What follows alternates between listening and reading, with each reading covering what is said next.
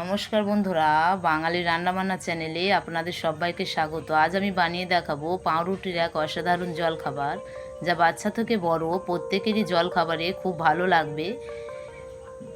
এই পাউরুটির টোস্ট বানানোর জন্য আমি নিয়ে নেব পিস কাটা পাউরুটি। এবার আগে থেকে আমি আলু সিদ্ধ করে মেখে রেখেছিলাম। এবার এই আলু মাখা বানানোর জন্য নিয়ে নেব টমেটো কুচি, রসুন কুচি, ধনেপাতা কুচি ও পেঁয়াজ কুচি। এবার কড়াইতে তেল গরম করতে দিয়ে দেব। তেল গরম হয়ে গেলে এর মধ্যে দেব রসুন কুচি, আদা বাটা, আদা রসুন ভালোভাবে নেড়ে নেব।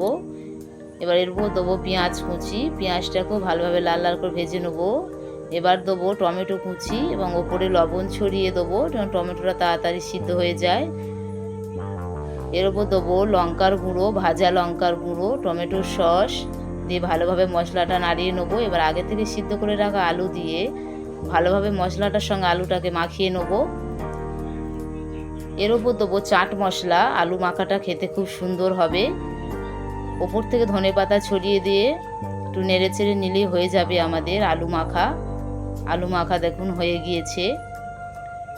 এবার একটা পাত্রে অল্প ময়দা, গোলমরিচ গুঁড়ো এবং লবণ দিয়ে অল্প জল দিয়ে মিশিয়ে নেব। খুব পাতলা নয় এবং খুব মোটা নয়, মাঝারি হবে ব্যাটারটা। এবার পাউরুটির গায়ে সিদ্ধ আলুগুলোকে লাগিয়ে দেবো। ভালোভাবে চেপে চেপে আলুগুলো লাগিয়ে নিতে হবে। আলু লাগানো আমাদের হয়ে গিয়েছে। এবারে পিস পিস করে পাউরুটিগুলোকে কেটে নেব।